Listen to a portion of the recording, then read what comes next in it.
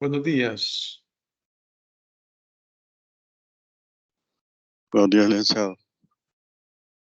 Vamos a dar inicio a esta clase. Permitan.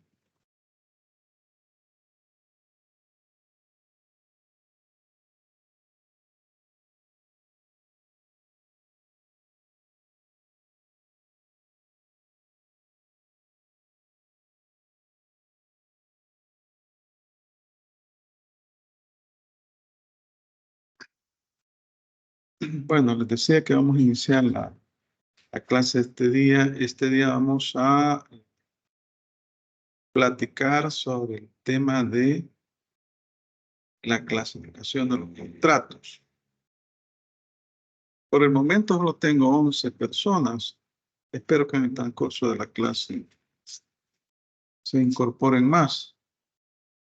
Pero vamos a platicar sobre lo que es la clasificación, tanto legal como doctrinaria, de los contratos.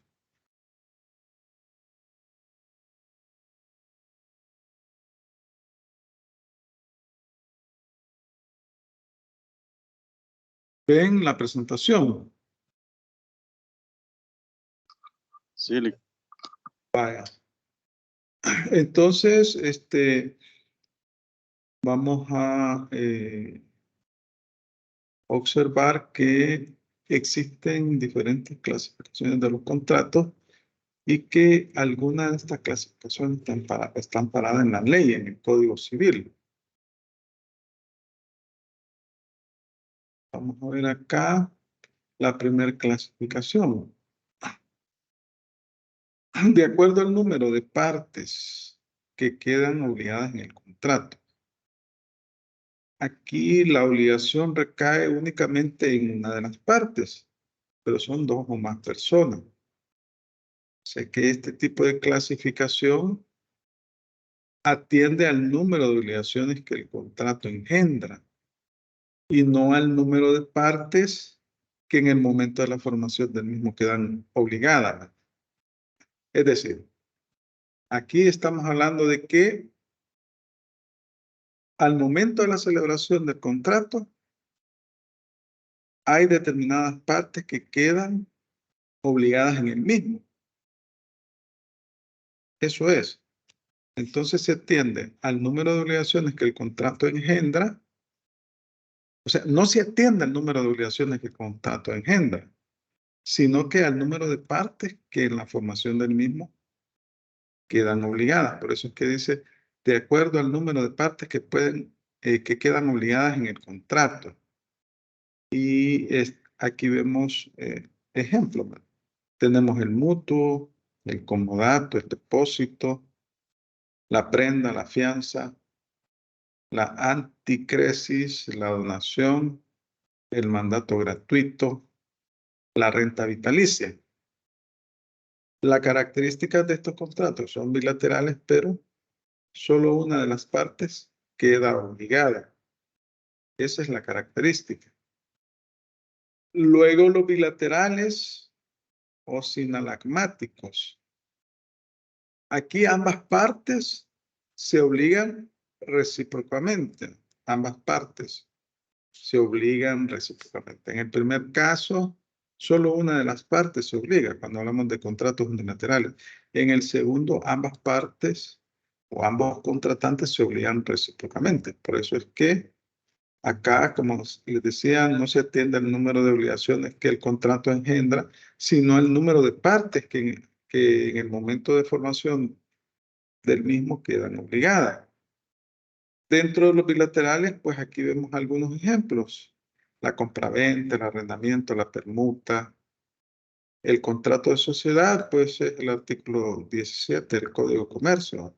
El mandato remunerado, la transacción, el contrato de trabajo, el transporte, el seguro, etc. Esos son bilaterales.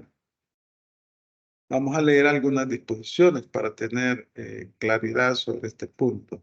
Aquí tenemos el artículo 1310. Alguien que me haga el favor de leerlo. El contrato es unilateral cuando una de las partes se obliga para con otra que no contrae obligación alguna.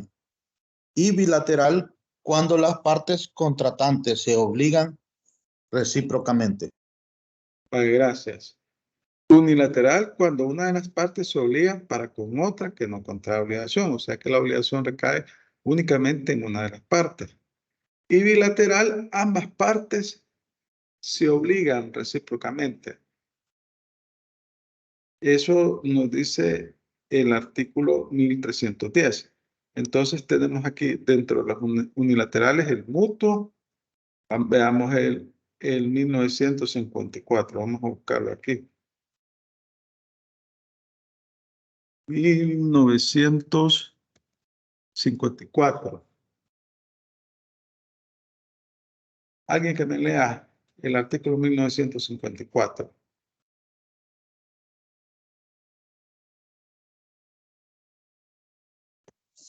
El mutuo o préstamo de consumo es un contrato en que una de las partes entrega a la otra cierta cantidad de cosas fungibles con cargo de destruir otras Restituir. tantas, de restituir otras tantas del mismo género y calidad. Vaya, el mutuo préstamo de consumo es un contrato en que una de las partes entrega a la otra cierta cantidad de cosas fungibles con cargo de restituir otras tantas del mismo género y calidad. O sea, es un préstamo. Mutuo es un préstamo de consumo. Entonces, una de las partes, el acreedor, entrega dinero a la otra. La otra se obliga a pagar ese dinero en el plazo que han pactado. Luego tenemos el comodato, artículo 1932. Lo vamos a buscar por acá. 1932. ¿Alguien que me lea el artículo 1932, por favor? El comodato o préstamo de uso es un contrato en que una de las partes entrega a la otra gratuitamente una especie, mueble o raíz, para que haga uso de ella y con cargo de restituir la misma especie después de determinado uso. Este contrato no se perfecciona sino por la entrega de la cosa. Gracias. Entonces, aquí en el caso del comodato, una de las personas contratantes entrega una casa, por ejemplo, para que la otra persona haga uso de forma gratuita de ese bien durante un plazo determinado. Al finalizar el plazo, debe restituir la cosa. Eso es que aquí no hay cobro de renta ni nada. Ese es el mutuo. Una de las partes es la principal obligada, es decir, el que entrega la cosa para el uso y disfrute de la otra, de la contraparte, pero no pactan el pago de intereses ni de arrendamiento, sino que entrega la cosa de forma gratuita, así dice el artículo 1932. Por ese motivo es un contrato unilateral. Luego tenemos el depósito. Vamos a leer 968, veamos, 968 y 932.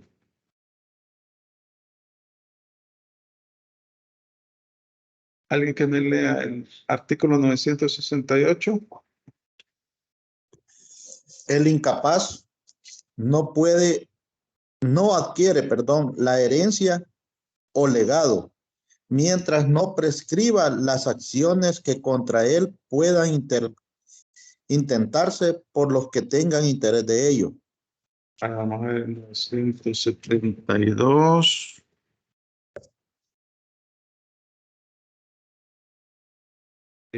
Permítame, creo que aquí está mala esta referencia. Es el 1968, Yo, 1968. 1968. Sí es. Parece el depósito y del secuestro. Vaya, el 1968, por favor. Llámese en general depósito al contrato en que se confía una cosa corporal o una persona que se encarga de guardarla y de restituirla en especie. La cosa depositada se llama también depósito. Vaya, miren, llámese en general depósito el contrato en que se confía una cosa corporal a una persona que se encarga de guardarla y de restituirla en especie. Yo le entrego X bien al depositario y este se encarga de guardarla y al finalizar el plazo del contrato me la debe de devolver. Luego tenemos el depósito propiamente dicho, el artículo 1972. ¿Alguien que me lo lea, por favor? El depósito propiamente dicho es un contrato en que una de las partes entrega a la otra una cosa corporal y mueble para que las guarde y la restituya en especie o voluntad del depositante. Vaya, el depósito propiamente dicho es un contrato en que una de las partes entrega a la otra una cosa corporal inmueble para que la guarde y la restituya en especie a voluntad del depositario. Entonces, la característica de este contrato del depósito es que una persona entrega un bien, una cosa corporal a otra, quien la tiene en resguardo en el plazo establecido en el contrato.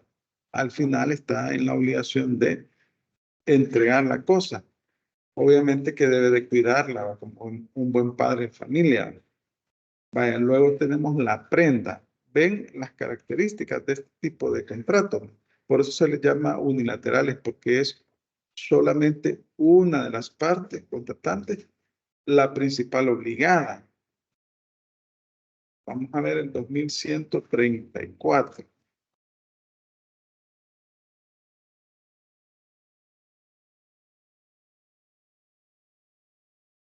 Vaya, alguien que me haga el favor de leerme el artículo 2134 del contrato de prenda.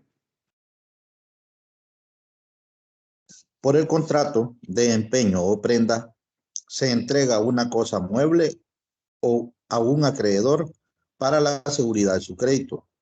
La cosa entregada se llama prenda. El acreedor que la tiene se llama acreedor prendario. Vaya, este es bien común, este contrato, sobre todo las casas de empeño. Usted va a dejar un bien, una moto, se la evalúan, usted necesita dinero y le dicen, bueno, te la evalúo en $1000, entonces te puedo prestar 800. Le prestan dinero y queda la moto en resguardo de la casa de empeño para seguridad de ese crédito. Si al finalizar el plazo estipulado no se entrega, no se hace efectivo el pago del crédito, entonces el acreedor prendario se queda con la cosa, se queda con la moto, en este caso, en el ejemplo que estamos viendo. Entonces vemos acá que solo una de las partes se obliga, entrega un bien. O sea, la obligación principal. Luego tenemos la fianza, que es similar, y la antecresis. Ambos son similares. Vamos a ver el 2086 y el 2181. Vamos a ver el 2086.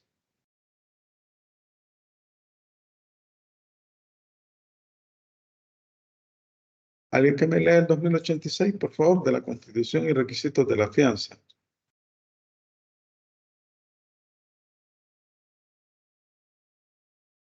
La fianza es una obligación accesoria, en virtud de la cual una o más personas responden de una obligación ajena comprometiéndose para con el acreedor a cumplirla en todo o parte. Si el deudor principal no la cumple, la fianza puede constituirse no solo a favor del deudor principal, sino de otro fiador. Ajá, vale, gracias. La fianza es una obligación accesoria, es un contrato accesorio, en virtud de la cual una o más personas responden de una obligación ajena, comprometiéndose para con el acreedor a cumplirla en todo parte si el deudor principal no la cumple. La fianza puede constituirse no solo a favor del deudor principal, sino de otro fiador. Es decir, que aquí hablamos de la famosa figura del fiador, ¿verdad? Y es el que paga generalmente, ¿verdad? Entonces, este es el contrato de fianza. ¿Quién se obliga principalmente? El fiador. Por eso se le denomina unilateral. Luego la antecresis es el 2181. Lo vamos a revisar también. El 2181.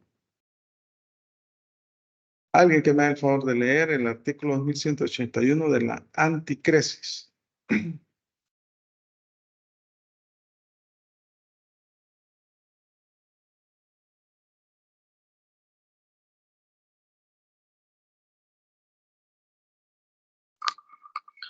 La anticresis es un contrato por el que se entrega al acreedor una cosa raíz para que se pague con sus frutos. Vaya, gracias. ¿En qué consiste este contrato? Alguien le entrega un terreno en donde se cosecha granos básicos, arroz, frijol, maíz. Entonces le entrega ese terreno para que lo trabajen. Luego, la otra persona trabaja ese terreno y lo produce, y de esa forma, con el producto de ese terreno, lo que producen esos bienes, se va pagando el crédito que le tiene la persona que le entregó el terreno. Yo soy un deudor, no tengo para pagarle a Juan, entonces le digo, mira, tengo un terreno ahí, el cual puedes trabajar, y con los frutos de ese o un terreno lleno de árboles frutales, con los frutos que produzca ese terreno, te voy a pagar la deuda. Al finalizar el plazo, pues se supone que se va a pagar la deuda. Ese es el contrato de anticresis. Por eso se dice que es unilateral. La donación es el artículo 1265. Vamos a ver el 1265. 1265. ¿Alguien que me lo lea, por favor?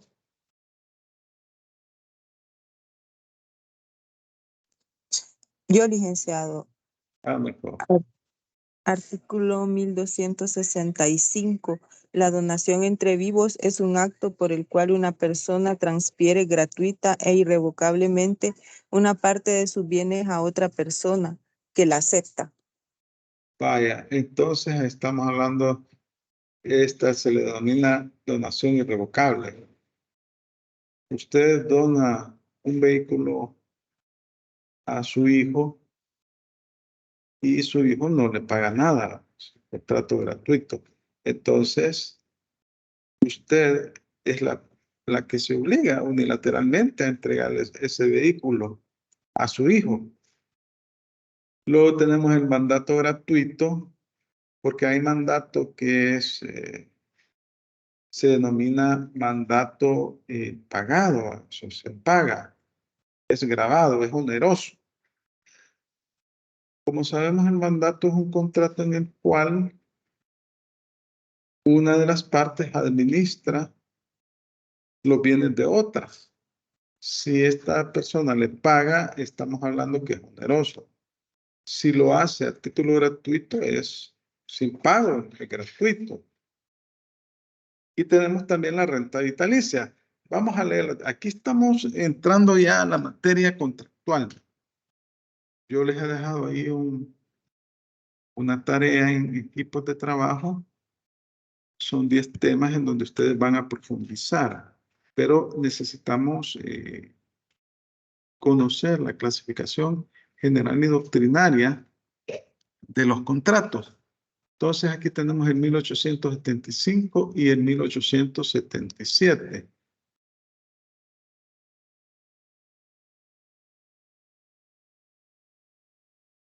Vale, leamos el 1875.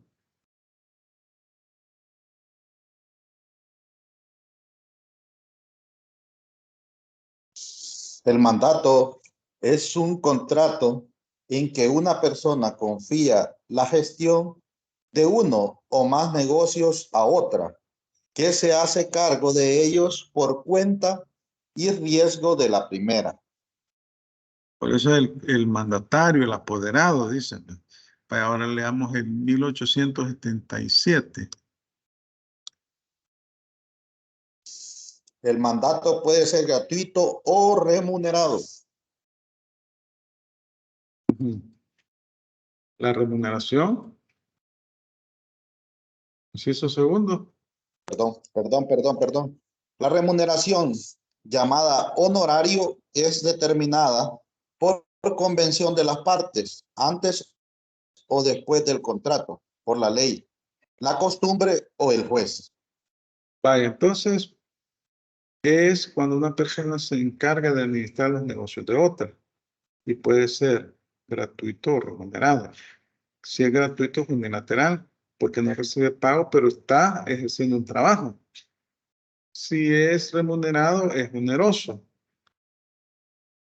La renta vitalicia el 2020. Vamos a ver el 2020.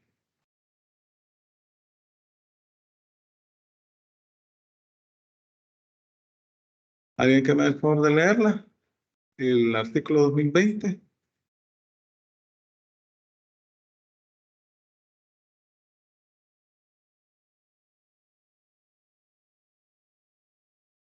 Artículo 2020. La constitución de renta vitalicia es un contrato aleatorio en que una persona se obliga a título oneroso a pagar a otra una renta o pensión periódica durante la vida de cualquiera de estas dos personas o de un tercero. Vaya, este contrato, las personas que reciben pensión, ¿verdad? Está esta modalidad de renta vitalicia. Pero acá es un contrato que firman dos partes. Una se obliga por un plazo determinado a pagar una renta mensual hasta que fallece la persona. Ese es el contrato de renta vitalicia. Entonces, estos son ejemplos de contratos unilaterales, cuando solo una de las partes se obliga para con la otra. Ahora también tenemos aquí contratos bilaterales. Tenemos la compraventa, el arrendamiento, la permuta. La sociedad, pues ahí pongan el artículo 17 del Código de Comercio, el mandato remunerado. Ya leímos estos artículos. La transacción, el contrato de trabajo, es el contrato que ustedes firman porque trabajan, ¿verdad? Cuando ingresan a una institución privada o pública, el contrato de transporte, el de seguro. Estos son contratos bilaterales porque las partes contratantes se obligan recíprocamente. Vamos a leer las disposiciones para que ustedes vayan adentrándose en el mundo de los contratos. 1597.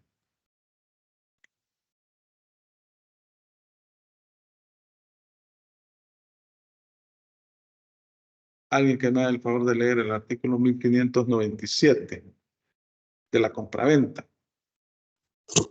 La compraventa es un contrato en que una de las partes se obliga a dar una cosa y la otra a pagarla. Artículo En dinero, aquella 1597. se dice vender y esta comprar.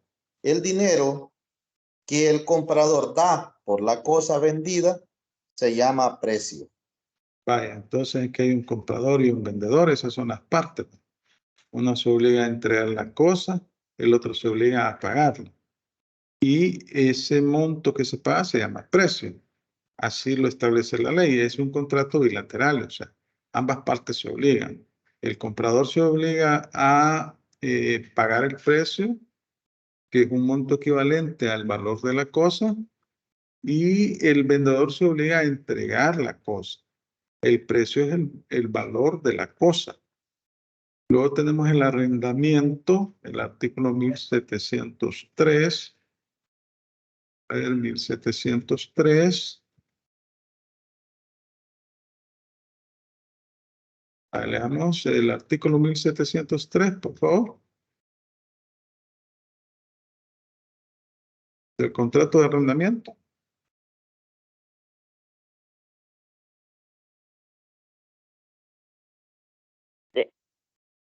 Artículo 1703. El arrendamiento es un contrato en que las dos partes se obligan recíprocamente, la una a conceder el goce de una cosa o a ejecutar una obra o prestar un servicio, y la otra a pagar por este goce, obra o servicio, un precio determinado. Vaya, hasta ahí.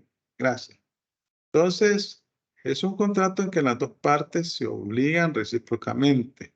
La una a conceder el goce de una causa, le alquilo una casa o a ejecutar una obra o prestar un servicio. Y la otra a pagar por este goce, obra o servicio un precio determinado. Entonces, ese es contrato de arrendamiento. Es un contrato de arrendamiento. Luego tenemos la permuta, que es el 1687, lo vamos a buscar. El 687.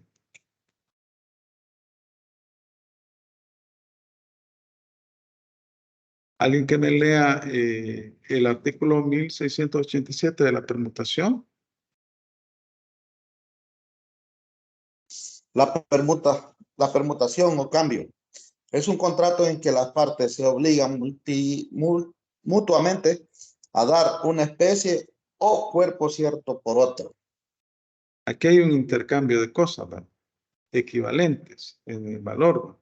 Yo puedo entregar un vehículo a una persona y este me puede entregar algo equivalente. Puede ser otro vehículo de diferente marca. Entonces, eso es permutar, permutación. Ambas partes se obligan. La sociedad, pues el artículo 17 del Código de Comercio establece que es un contrato en virtud del cual dos o más personas ponen bienes en común con el fin de obtener utilidades que puedan generar esos bienes. Es un contrato, la sociedad, pues un contrato. Hay dos o más personas, el contrato de sociedad, y se obligan. Luego el mandato remunerado, ya leímos estas disposiciones. La transacción, otro contrato, de hecho este está reconocido en el artículo 22 de la Constitución. Vamos a ver, el 2192. Pero Lick, disculpe, ¿Sí? Lick, Ajá. disculpe, en el mandato cuando no es remunerado es unilateral, ¿verdad? Pero cuando cuando ya es remunerado es bilateral. Sí. Es unilateral porque cuando no es remunerado, porque solo una persona se obliga. Usted gasta su tiempo en administrar los bienes de su papá, por ejemplo, de su hermana. Y en el remunerado, su papá o su hermano le paga una mensualidad porque usted le administre sus bienes. Bueno, hay diferentes contratos de mandato. Por ejemplo, en materia judicial, cuando usted quiere que un abogado lo represente, hace un contrato. El apoderado es un mandato. Generalmente remunerado. Esa es la generalidad de los casos. Son remunerados. Luego tenemos la transacción, artículo 2192. Alguien que me haga el favor de leerme de la transacción, el 2192. La transacción es un contrato en el que las partes terminan extrajudicialmente un litigio pendiente o precaven un litigio eventual. Ajá, ¿no es Perdón, transacción? no es transacción el acto que solo consiste en la renuncia de un derecho que no se disputa. Bueno, el artículo 22 de la Constitución dice que las personas tienen el derecho de terminar sus actos por medio de transacción. Y acá lo que estipula es que es un contrato en que las partes terminan extrajudicialmente un litigio pendiente. Tienen un problema y transan, es decir, y esto se hace mediante escritura pública, y se ponen de acuerdo en resolverlo o precaven un litigio eventual, la posibilidad de que pueda darse un litigio. Ese es el contrato de transacción. Entonces es un contrato bilateral. Entonces vemos la diferencia entre uno y otro.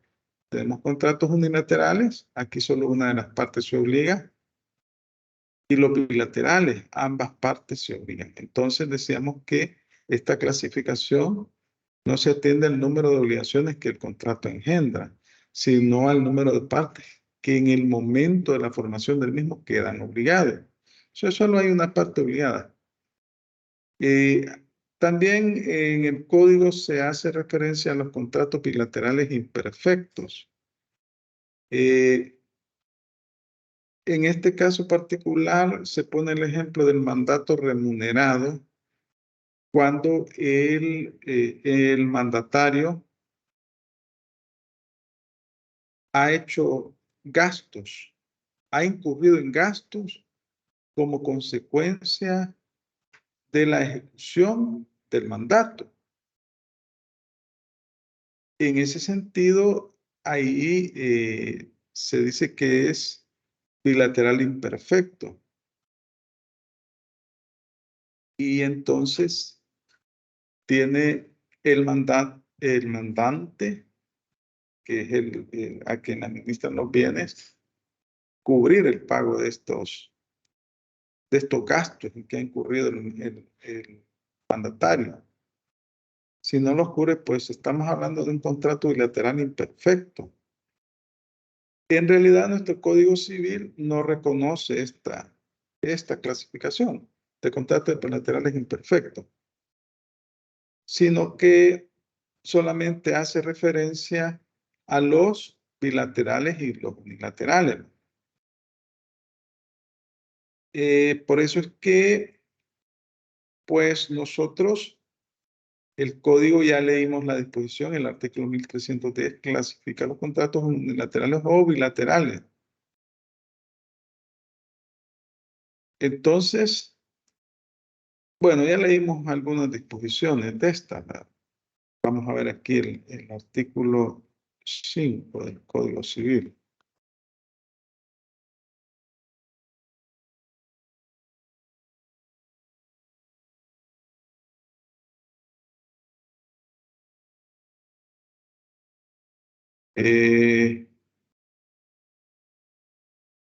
Dice, la Corte Suprema de Justicia, en uso de iniciativa de ley que le concede la Constitución, dará cuenta al cuerpo legislativo en cada una de sus sesiones ordinarias de las dudas y dificultades que le hayan ocurrido en la inteligencia y aplicación de las leyes y de los vicios que haya notado en ellas, proponiendo los correspondientes proyectos de ley. Bueno, creo que aquí está mala la referencia, según veo, pero creo que vamos a leer en 1992. Veamos, en 1992.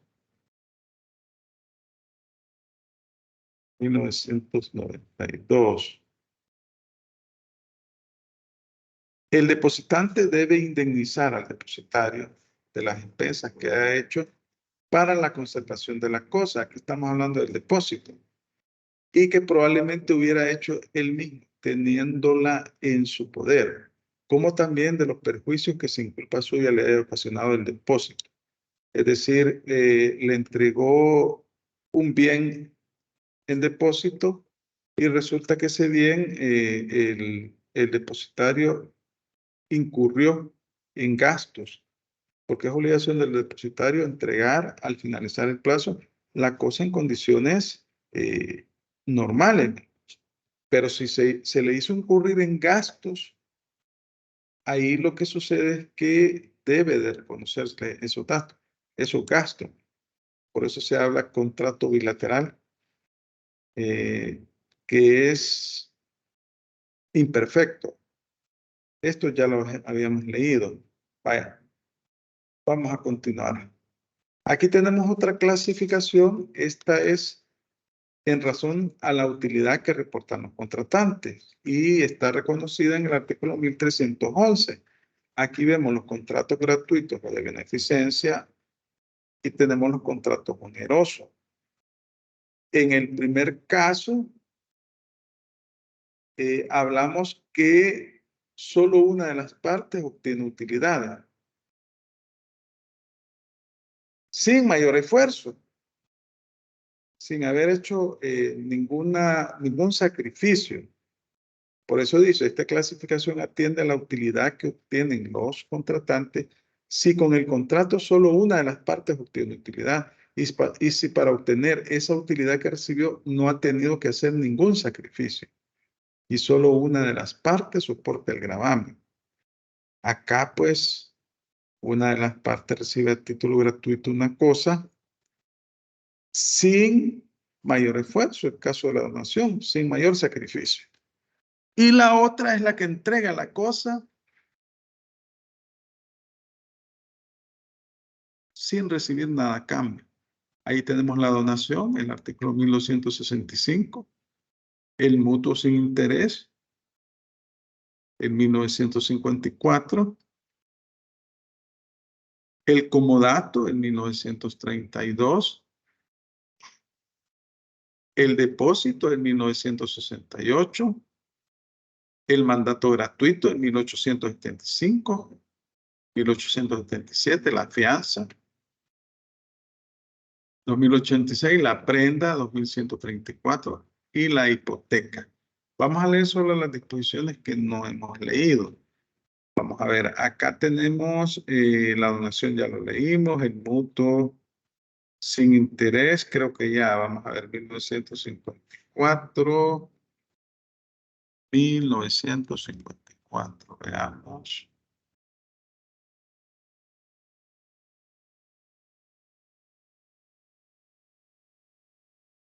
Sí, ya lo leímos, el mutuo, préstamo de consumo.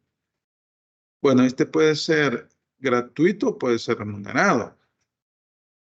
Es gratuito cuando no se cobra interés. Alguien le presta dinero, $5,000. Le establece un plazo para entregar ese dinero, pero no le cobra interés. Entonces es gratuito.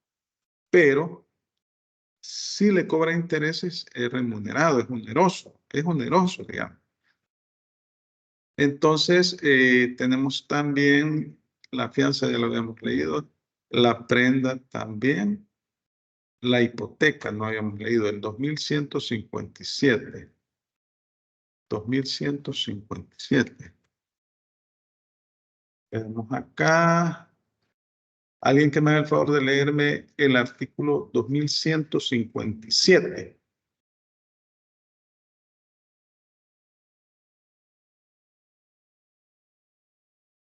Chile. Artículo 2157. La hipoteca es un derecho constituido sobre inmuebles a favor de un acreedor para la seguridad de su crédito, sin que por eso dejen aquello de permanecer en poder del deudor.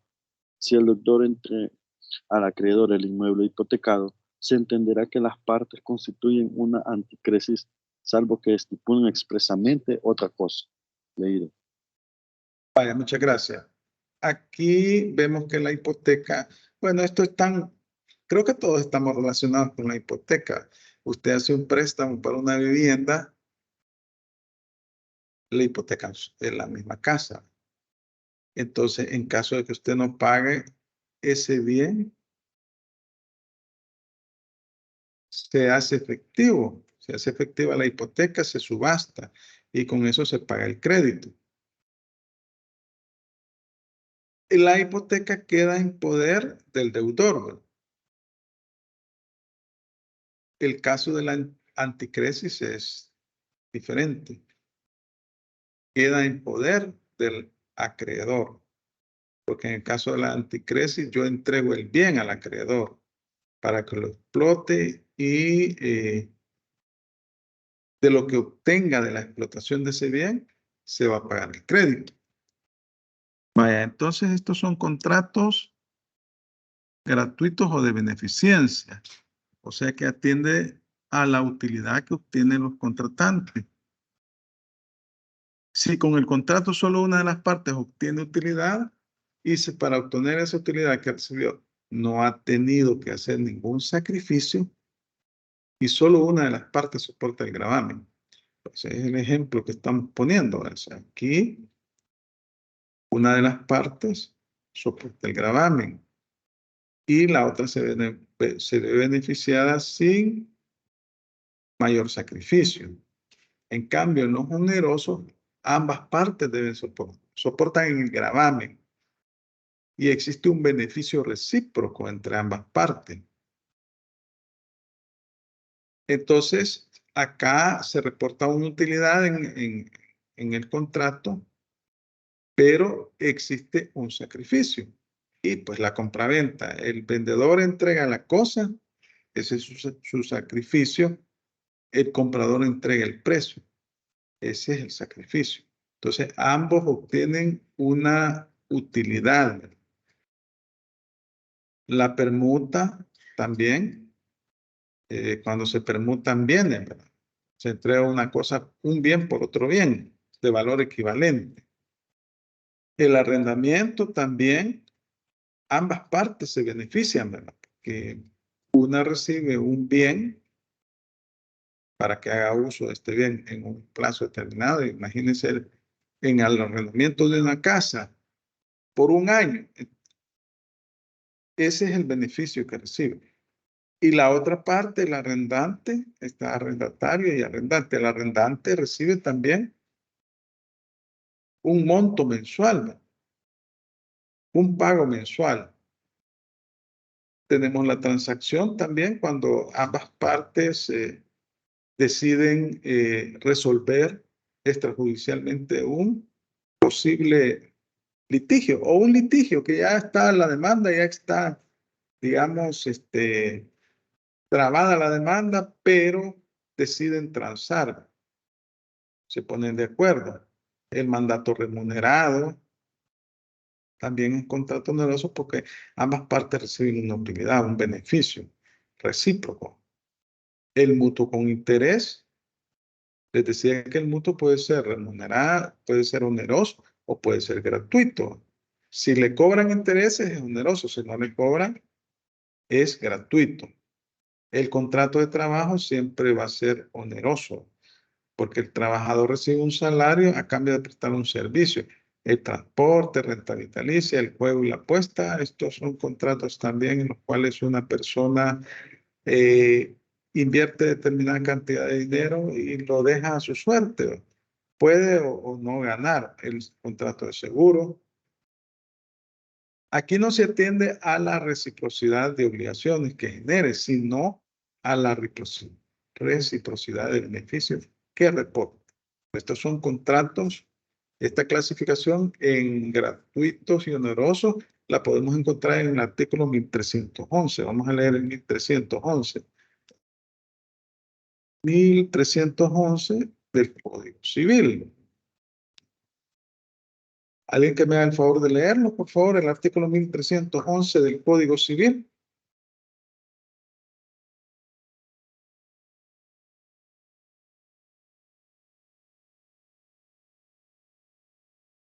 Sí, el contrato es gratuito. Artículo 1311. El contrato es gratuito o de beneficencia cuando solo tiene por objeto la utilidad de una de las partes, sufriendo del de la otra el gravamen y oneroso cuando tiene por objeto la utilidad de ambos contratantes, grabándose cada uno a beneficio del otro. Gracias. El contrato es gratuito de beneficencia cuando solo tiene por objeto la utilidad de una de las partes, sufriendo la otra el gravamen. O sea, aquí solo existe un sacrificio por una de las partes. Y oneroso cuando tiene por objeto la utilidad de ambos contratantes, grabándose cada uno a beneficio del otro. Vemos que esta clasificación está reconocida en nuestro Código Civil, en el artículo 1311. Luego tenemos una subclasificación de lo que son los contratos onerosos. Y esta se atiende a la equivalencia de las prestaciones que se reciben las partes. Y eso es el artículo 1312. Lo clasifica en contratos conmutativos y contratos onerosos aleatorios. Vamos a ver, primero vamos a leer el artículo 1312. Aquí está. ¿Hay alguien que me dé el favor de leerlo? El artículo 1312. El caballero que no pudo leer, tal vez me hace el favor. Con gusto, Ley. El contrato oneroso es conmutativo, cuando cada una de las partes se obliga a dar o hacer una cosa que se mira como equivalente a lo que la otra parte debe dar o hacer a su vez. Y si el equivalente consiste en una contingencia incierta de ganancia o pérdida, se llama aleatorio. Leído. Gracias. El caso de los juegos de azar, ¿verdad? Usted invierte, pues no sabe si va a ganar o va a perder, ¿va? Usted compra un billete de lotería, ¿verdad? No sabe si se va a ganar o no la lotería. Ahí queda a la contingencia, la ganancia o la pérdida. Pero entonces, esta es una clasificación de los contratos onerosos, que pueden ser conmutativos y aleatorios. Son conmutativos cuando una de las partes se obligan a dar o a hacer una cosa que se mira como equivalente a lo que la otra parte debe dar o hacer a su vez. Es decir, que las prestaciones de las partes se miran como proporcionadas a lo que la otra parte ha dado o ha hecho. Y la compraventa, la permuta, ¿verdad? En el caso de la compraventa, usted compra un vehículo, usted paga el precio equivalente de ese vehículo y el vendedor le entrega el vehículo. En la permuta es intercambio de bienes, muebles. Se intercambia un televisor por un aparato de sonido, o sea, son valores equivalentes. Debe haber una equivalencia entre ambos. Y los aleatorios aquí se deja la suerte, cuando el equivalente consiste en una contingencia incierta de ganancia o pérdida, para que la prestación de una de las partes dependa de un acontecimiento incierto. Es decir, la prestación de una de las partes depende de un acontecimiento incierto, o sea, la ganancia o la pérdida. Y al momento de invertir no la puede conocer el contratante, al momento de celebrar el contrato. Se ponen ejemplos. El juego y la apuesta lícitos, la constitución de renta vitalicia, el seguro. El 2017 no lo hemos leído. Lo vamos a leer. La generalidad de los contratos onerosos son conmutativos. Los aleatorios son la excepción. Los contratos conmutativos pueden ser rescindidos por lesión. La lesión es un perjuicio que recibe una de las partes contratantes como consecuencia de la celebración del contrato. O sea que en vez de reportar la utilidad, le generó pérdida. Vamos a ver el 2017. 2017. Estamos hablando de los juegos de azar. Alguien que me haga el favor de leerlo, por favor, el 2017. Artículo 2017. El juego y la apuesta a que se refiere el inciso segundo del artículo anterior producen acción y excepción. Si se tratare de personas que tengan libre administración de sus bienes y no se podrá repetir lo pagado a menos que se haya ganado con dolo. Vaya, muchas gracias. Entonces tenemos aquí los juegos de azar. Aquí tenemos una subclasificación de los onerosos que pueden ser conmutativos y se intercambian partes equivalentes, ambos reportan utilidad, y los onerosos aleatorios. Aquí la característica de los aleatorios es que se trata de una contingencia incierta de ganancia o pérdida. Entonces, se hace el contrato y se deja la suerte, ¿verdad? Ganar o perder. Por eso le llama aleatorio. Luego, atendiendo a cómo bueno, ya leímos el 1312. Vaya, el 1313, atendiendo a cómo subsisten, se dividen en principales y accesorios. Vaya, el contrato principal subsiste por sí mismo. Y el accesorio requiere la existencia de una obligación principal. Y por eso decimos, cuando usted hace una compraventa de un bien inmueble de su casa, entonces se hace el contrato, pero este está respaldado por una hipoteca. Una vez que usted ha pagado el crédito, hay que cancelar la hipoteca. Deja de existir el contrato de hipoteca. O el caso de la fianza, también, ¿verdad? Es otro ejemplo. Vamos a leer el artículo 1313. 1313.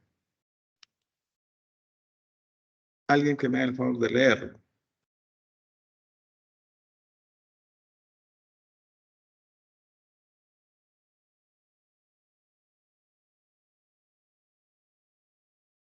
Artículo 1313. El contrato es principal cuando subsiste por sí mismo sin necesidad de otra convención. Accesorio, cuando tiene por objeto asegurar el cumplimiento de una obligación principal, de manera que no pueda subsistir sin ella. Entonces, gracias, cae por su peso. Los principales tenemos la compraventa, la permuta. La permuta, el ejemplo más clásico, las tiendas de empeño. Usted necesita dinero, entrega su motocicleta. Le hacen un valor en $1000 y le prestan 500, digamos. Si usted, ese es el contrato principal, ¿no? El préstamo que le han hecho. Pero la permuta es el accesorio. Si usted paga el préstamo, le devuelven la motocicleta. Tenemos también el arrendamiento, el mandato, el contrato de trabajo, la transacción. Esos son contratos principales. No requieren de otro para subsistir. Ellos subsisten por sí mismos. Los accesorios, aquí pues este tipo de contratos requieren la existencia de una obligación principal. Porque el objeto de estos contratos es asegurar el cumplimiento de la obligación principal. No importando si esta proviene de un delito o un cuasi contrato. No, ¿verdad? Entonces, aquí tenemos la fianza, la prenda, la hipoteca, la anticresis, la cláusula penal, todos los que se denominan contratos de garantía. Bueno, vamos a leer el 44 y el 1406, 44 del Código Civil. Ahí nos define los contratos de garantía. A ver, el 44.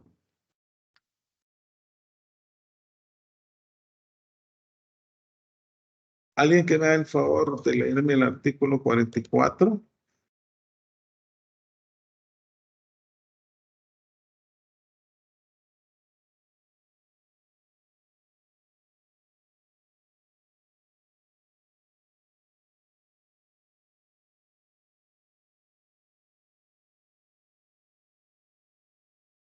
Artículo 44. Coaución. Significa generalmente cualquier obligación que se contrae para la seguridad de otra obligación propia o ajena. Son especies de caución, la fianza, la hipoteca y la prenda. Entonces, esos son contratos que respaldan el cumplimiento de una obligación principal, ¿no? El 1406 habla de la cláusula penal. El 1406.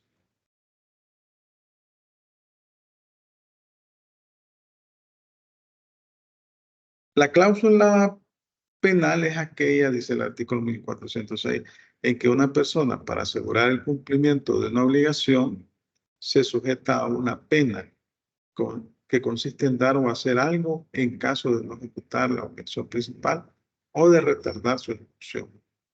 Normalmente son multas que se estipulan en el contrato por el incumplimiento tardío de la entrega, por ejemplo, de la cosa. Puede ser una compraventa. Entonces, eso se denomina cláusula penal. Entonces, aquí existe un aforismo jurídico que establece que lo accesorio sigue la suerte de lo principal. Si se extingue la obligación principal, se extingue la hipoteca, se extingue la fianza, se extingue la prenda. Esa es la cuestión.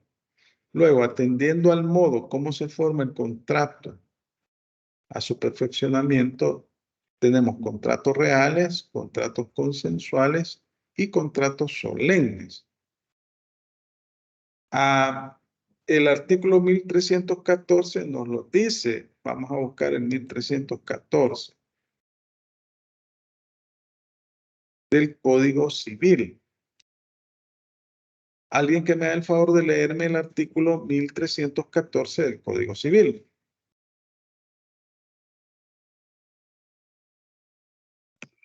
Sí. El contrato es real cuando, para que sea perfecto, es necesaria la tradición de la cosa a que se refiere. Es solemne cuando está sujeto a las observancias de ciertas formalidades especiales, de manera que sin ellas no produce ningún efecto civil, y es consensual cuando se perfecciona por el solo consentimiento. Se distinguen en cada contrato las cosas que son de su esencia, las que son de su naturaleza y las puramente accidentales. Vaya, muchas gracias. Vaya, entonces vemos acá los contratos reales. Para que se perfeccione este tipo de contrato es necesaria la tradición, o sea, la entrega material y legal de la cosa. Tenemos el comodato, artículo 1932, ya lo leímos. El depósito, también ya lo leímos. En estos se requiere entregar la cosa en que se va a dejar en comodato, se va a dejar en depósito. Tenemos la prenda. El comodato es un préstamo de uso. Tenemos la anticrécima. Acá estos se perfeccionan con la entrega real de la cosa. Los consensuales se perfeccionan por el consentimiento de ambas partes.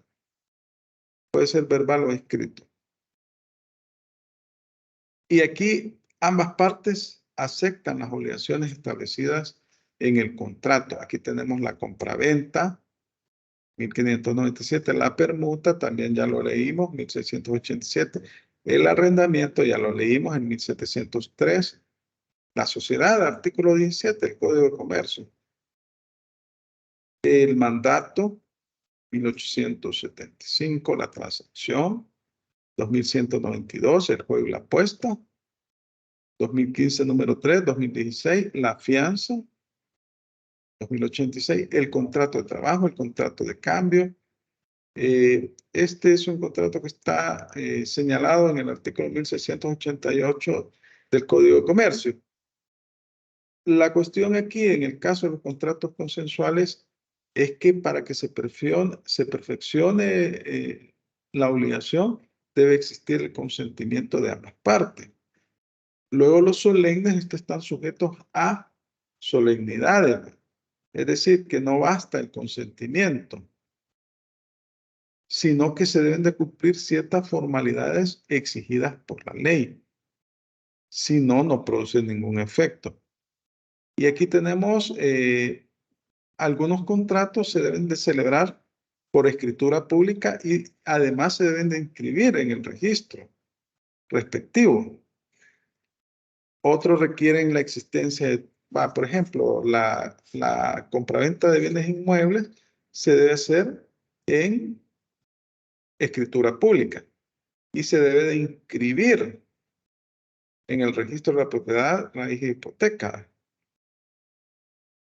Si no, no tiene efectos legales. Luego tenemos acá, por ejemplo, se requieren testigos en el testamento, en la donación. Y estos contratos se celebran generalmente ante un notario. Aquí tenemos ejemplos. La promesa de celebrar un contrato, la compraventa, ya lo leímos. La permuta de bienes raíces. Las servidumbres, no lo hemos leído. Sucesiones hereditarias, tampoco lo hemos leído. El mandato judicial, sí. Vamos a ver, vamos a leer la promesa de celebrar un contrato. Creo que en clases anteriores lo hemos leído en 1414, no, 1425.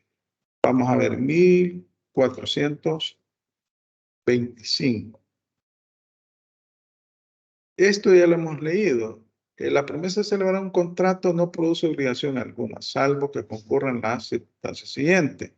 Que la promesa conste por escrito, que el contrato prometido no sea de aquellos que las leyes declaran ineficaces, que la promesa contenga un plazo o condición que fije la época de la celebración del contrato, que en ella se especifique de tal manera el contrato prometido que solo falten para que sea perfecto la tradición de las cosas o las solemnidades que las leyes prescriben. Concurriendo a estas circunstancias habrá lugar a lo prevenido en el artículo precedente. Entonces, acá va a depender. Si es una promesa de venta de un inmueble, tiene que hacerse en escritura pública para que tenga efectos legales. De lo contrario, no va a tener efectos legales. Veamos, aquí tenemos también las servidumbres.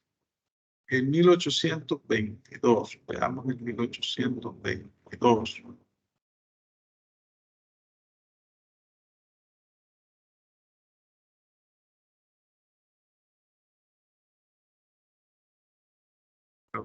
Y veamos. No es el 822 y lo estoy poniendo en 1822. Por eso no me lo... 822. Alguien que me lea el artículo el 822, perdón, del Código Civil de la servidumbre.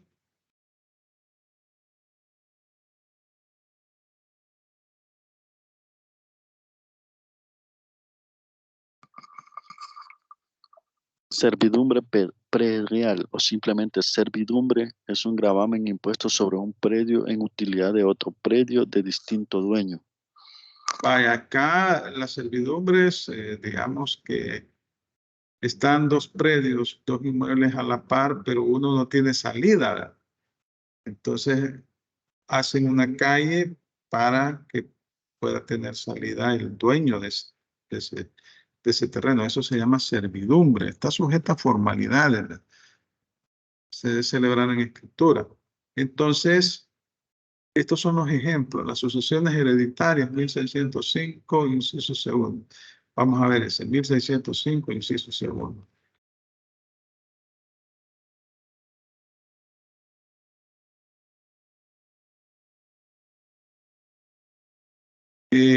La venta de los bienes raíces y servidumbres y la de una sucesión hereditaria no se reputan perfectas ante la ley mientras no sea otorgado escritura pública.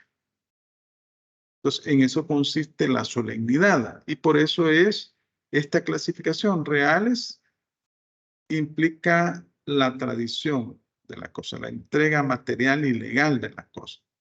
Consensuales implica que debe existir el consentimiento de las partes. Y solemnes Además que debe existir el consentimiento de las partes, se deben de cumplir ciertas formalidades establecidas en la ley para que puedan tener efectos legales, de lo contrario no va a producir ningún efecto. Y ahí hablamos que en algunos tipos de contratos, como los inmuebles, se requiere venta de inmuebles que sean en escritura y que se inscriban en el respectivo registro. Luego tenemos atendiendo a la forma como se produce el acuerdo de voluntades. Alguien iba a consultar, 36 tengo 36 personas. No, ¿verdad? Bueno, vamos a continuar, solo quiero ver esto. Anotar este dato de 36. ¿Por qué debo de reportarlo? 36. Vaya. Excelente. Vamos a continuar. ¿O alguien quiere consultar algo? Sí. Ajá. Todos estos contratos que hasta hoy hemos visto permiten una adenda o son específicos los que permiten esta. Es que cuando usted habla de adendas es un término más utilizado en licitaciones públicas, ¿no? Son modificaciones de los contratos, ¿no? Sí, las partes pueden modificar mediante otra escritura, si es una compraventa, mediante otra escritura pública. Si es un contrato que se puede hacer en instrumento privado, autenticado por notario, mediante otro contrato se puede modificar. Los contratos, sí, como es. Aquí rige la voluntad de las partes. Eso es lo que rige acá, la voluntad de las partes. Las partes pueden decidir modificar un contrato. No sé si a eso se refería. Sí, o sea que si hay consentimiento de las partes, todos los contratos Sí. permiten. Sí, siempre y cuando no sea ilegal, ¿vale? No sea contrario a la ley ni a las buenas costumbres.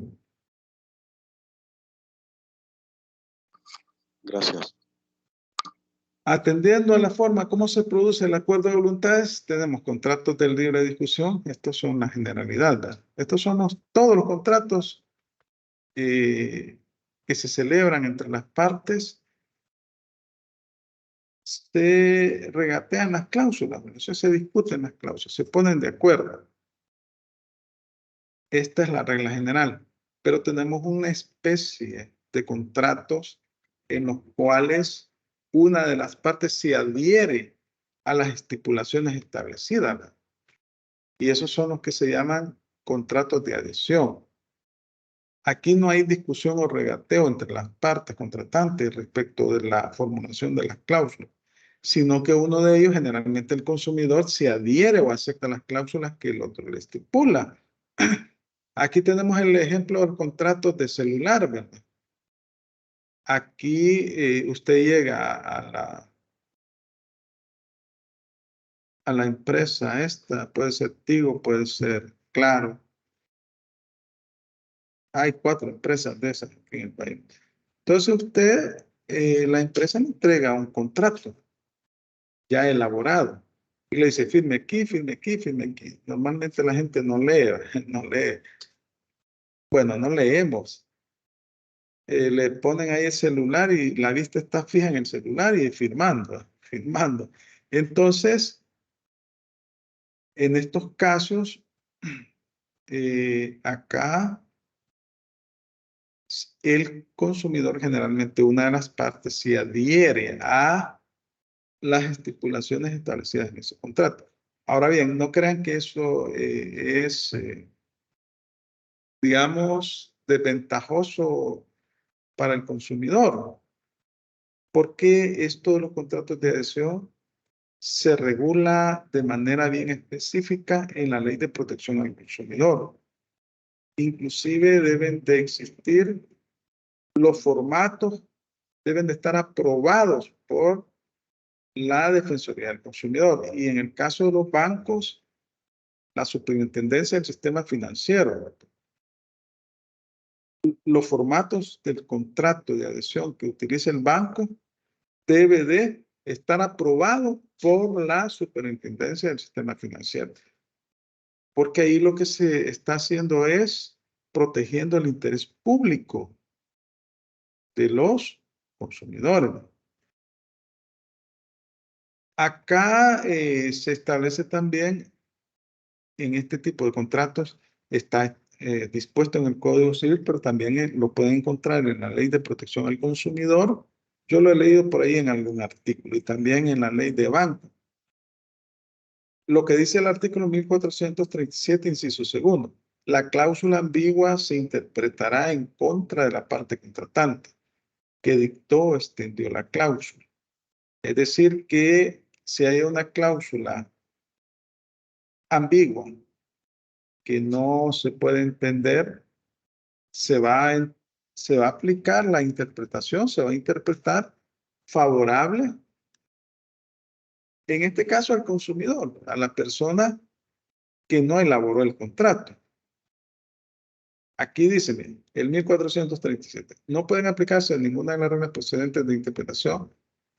No pudiendo aplicarse ninguna de las reglas precedentes de interpretación, se interpretará las cláusulas ambiguas a favor del deudor. Pero las cláusulas ambiguas que hayan sido extendidas o dictadas por una de las partes, sea acreedora o deudora, se interpretarán en contra suya, siempre que la ambigüedad provenga de la falta de una explicación que haya debido darse por ella. Se presumirá que las cláusulas ambiguas han sido dictadas o extendidas por la parte que tenía más interés en que su sentido no fuera claro. Si el interés fuera igual o equivalente para ambas partes, se observará lo prescrito en el inciso primero. Es decir, que la cláusula ambigua se va a interpretar a favor del deudor, dice. Esa es la regla general. Esos son los famosos contratos de adhesión.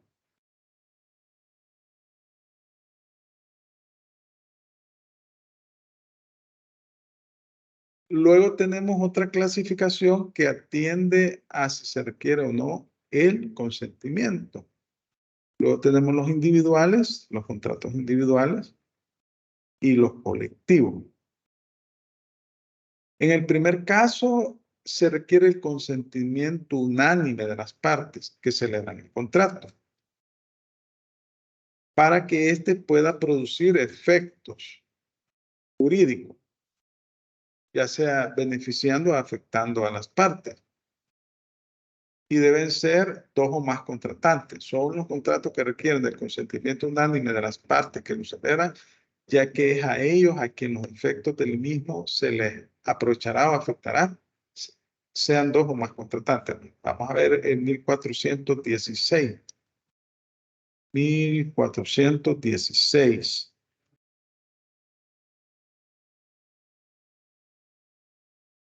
Todo contrato legalmente celebrado es obligatorio para los contratantes y solo cesan sus efectos entre las partes por el consentimiento mutuo de estas o por causas legales. Todo contrato legalmente celebrado es obligatorio para los contratantes. O sea, lo que está estipulado en las cláusulas es ley para las partes y solo cesan sus efectos entre las partes por el consentimiento mutuo de estas o por causas legales. Entonces aquí tenemos los individuales. Y los colectivos, este tipo de contratos, sobre todo se dan en los famosos contratos colectivos de trabajo. Aquí, en este caso, este tipo de contratos son celebrados normalmente por el sindicato y la patronal. Y cada sindicato normalmente tiene afiliados, representa a un grupo de trabajadores. Entonces acá, ¿qué sucede? Los beneficios que pueda reportar ese contrato colectivo de trabajo serán extensivos a todos los trabajadores de esa empresa, sean miembros o no del sindicato, hayan o no firmado el contrato. Aquí tenemos, son aquellos a quienes los efectos del contrato les aprovechará o afectará sin que hayan consentido en el acto de celebración, pudiendo ser dos, un grupo, una colectividad de personas. Entonces, el ejemplo típico es el contrato colectivo de trabajo.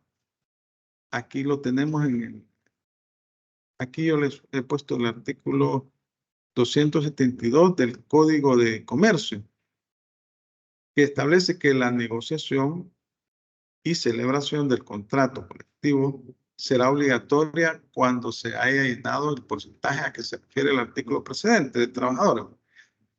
En algún momento de los 60 días anteriores a aquel en que una de las partes hubiere presentado a la otra la solicitud y el proyecto a que se refiere el artículo 481.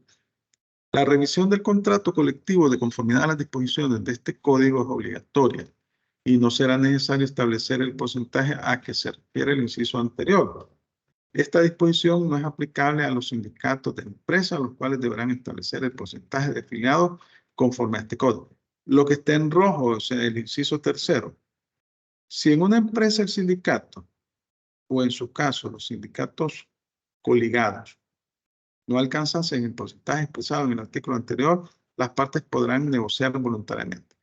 En una empresa solo puede haber un contrato colectivo de trabajo, cuyas estipulaciones serán aplicables a todos los trabajadores de la empresa que lo hubieran suscrito, aunque no pertenezcan al sindicato contratante, y también a los demás trabajadores que ingresen a tal empresa durante la vigencia del contrato o convención colectiva de trabajo. Este es el caso de los contratos colectivos. Los individuales, pues acá debe existir el consentimiento unánime de las partes, ¿no?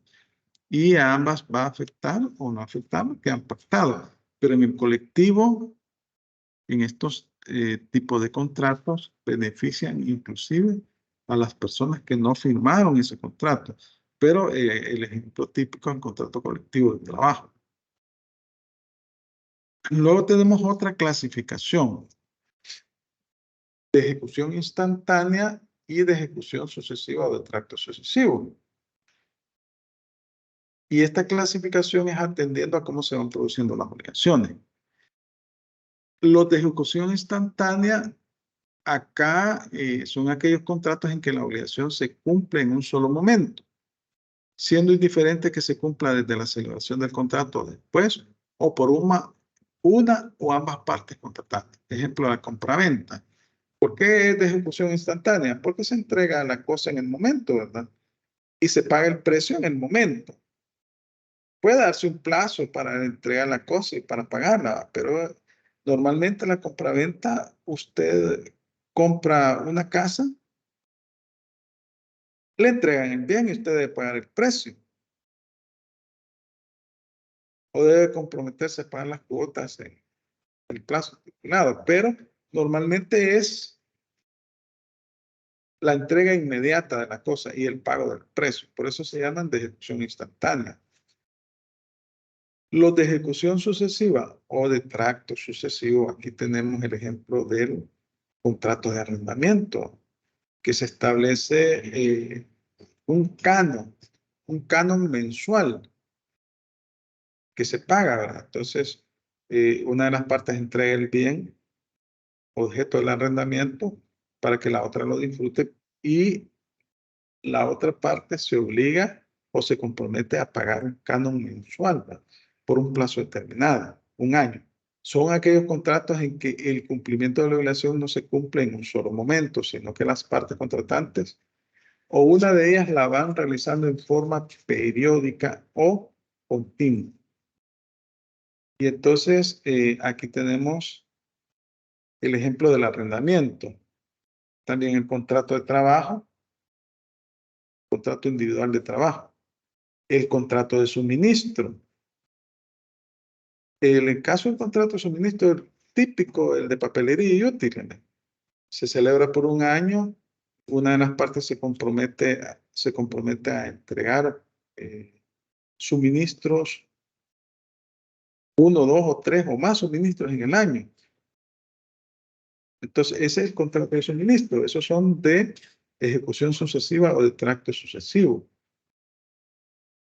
El artículo 17 del Código de Trabajo hace referencia al contrato individual de trabajo. Dice el artículo 17, aquí está en la presentación, ¿verdad? Contrato individual de trabajo, cualquiera que sea su denominación, es aquel por virtud del cual una o varias personas se obligan a ejecutar una obra o a prestar un servicio a uno o varios patronos, institución, entidad o comunidad de cualquier clase bajo la dependencia de estos y mediante un salario. Quien presta el servicio o ejecuta la obra se denomina trabajador. Quien lo recibe y remunera patrono o empleador.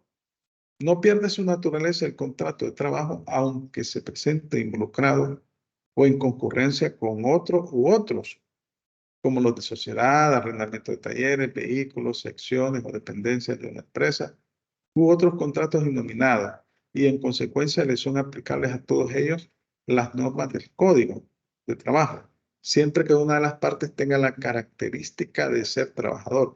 En tales casos, la participación pecuniaria que éste reciba es salario, y si esta participación no se pudiera determinar, se aplicarán las reglas del 415. Pero aquí lo que quiero que vean que es un contrato de ejecución sucesiva o de tracto sucesivo, porque hay prestaciones periódicas, ¿no? O sea, la obligación no se cumple en un solo momento. El contrato de trabajo, individual de trabajo, se celebra por un año. Entonces, en ese año, mes a mes va prestando un servicio al trabajador y recibe a cambio un salario por ese servicio. Igual en el caso del contrato de arrendamiento, el contrato de suministro, que son entregas que se hacen de bienes determinados, el caso de papelería y útiles. Por el contrato de suministro, una parte se obliga a cambio de un precio, dice el artículo 1055, a realizar en favor de la otra prestaciones periódicas o continuadas. Eso es lo que menciona el contrato de suministro. Veamos, no sé si tienen consultas.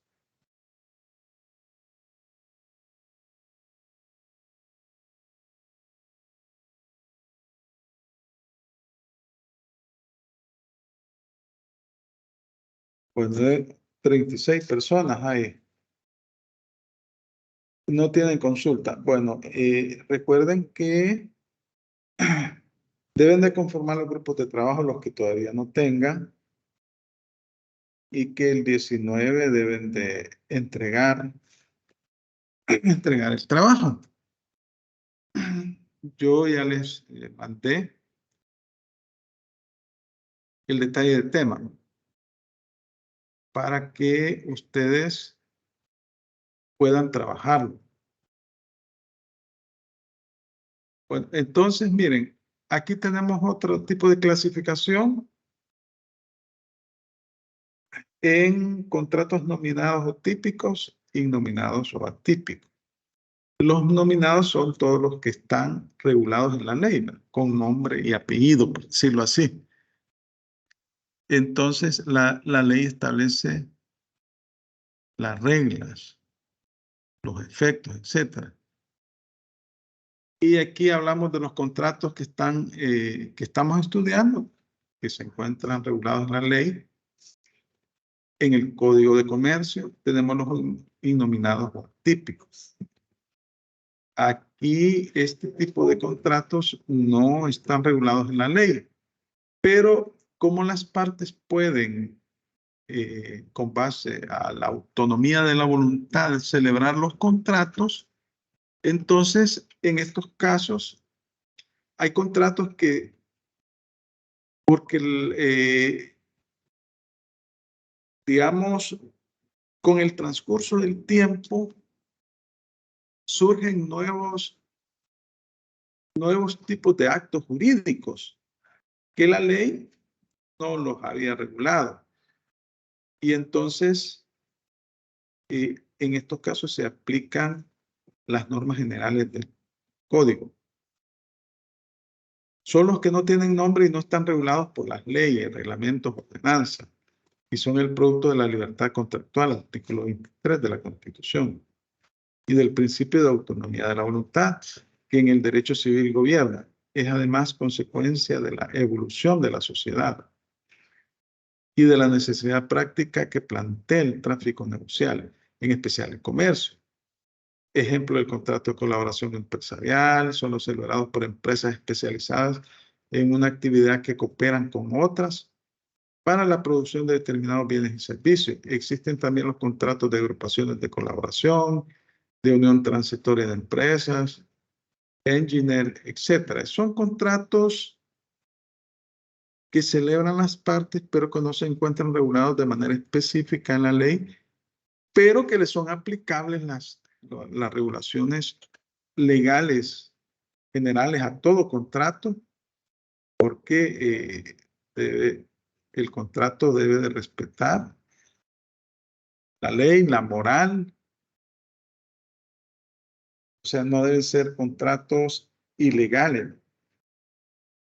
Y pues el artículo 23 de la Constitución nos dice, se garantiza la libertad de contratar conforme a las leyes.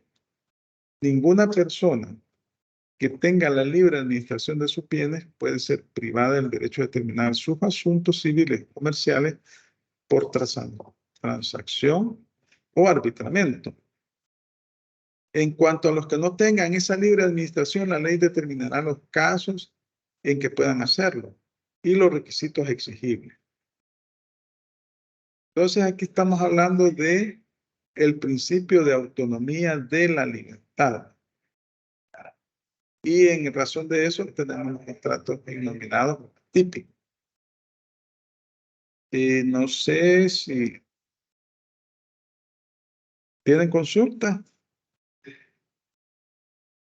Solo quedan 3 minutos para que finalice la clase. Y hubieron 36 personas, el máximo, ya bajó a 34.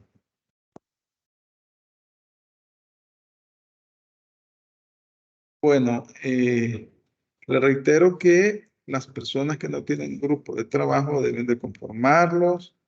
Solo 7 grupos he logrado conformar en esta sección, ¿verdad? Porque no sé por qué, me imagino que la cuestión electoral ha tenido incidencia en muchas personas, ¿verdad? Así que por el momento así estamos conformados. Todos estos temas que estamos viendo ya estamos entrando a la materia contractual. Vamos a ver cada uno de los contratos que se encuentran regulados en el Código Civil, en el ciclo, y pues vayan preparando ustedes la temática el tema que les toque, para que expliquen pues en qué consiste el contrato que se les ha dejado de tarea. Ese es el objetivo. El objetivo es conocer la materia contractual, y de eso se trata esta materia. Esta materia es una materia en la cual se estudian todos los contratos nominados establecidos en el Código Civil. Hay contratos mercantiles, ¿verdad? Pero los mercantiles, si usted conoce los contratos civiles, conoce los mercantiles. La única diferencia es que los mercantiles son contratos que se celebran en el comercio. Los civiles son contratos entre particulares, ¿verdad? Pero no se celebran para efectos comerciales. Bueno, si no tienen consultas, vamos a... Perdón, ¿verdad que vamos a Ajá. subir la presentación anterior? ¿Cómo no he subido? ¿Cómo no? La presentación de la semana pasada ya está en el aula virtual y la clase. Ah, de acuerdo. Gracias, Lee. Sí, ahí revisen ahí. Sí, ya les subí la presentación y la clase de la semana pasada. Esta no está todavía, sino que al finalizar, es que yo los fines de semana subo, porque no es fácil subir las clases, cuesta un poquito. Vaya, perfecto. Entonces, pasen un feliz día. Nos vemos el próximo sábado a las 6:30. Gracias. Pasen un feliz día. Bendiciones. Gracias igual. Feliz día, licenciado.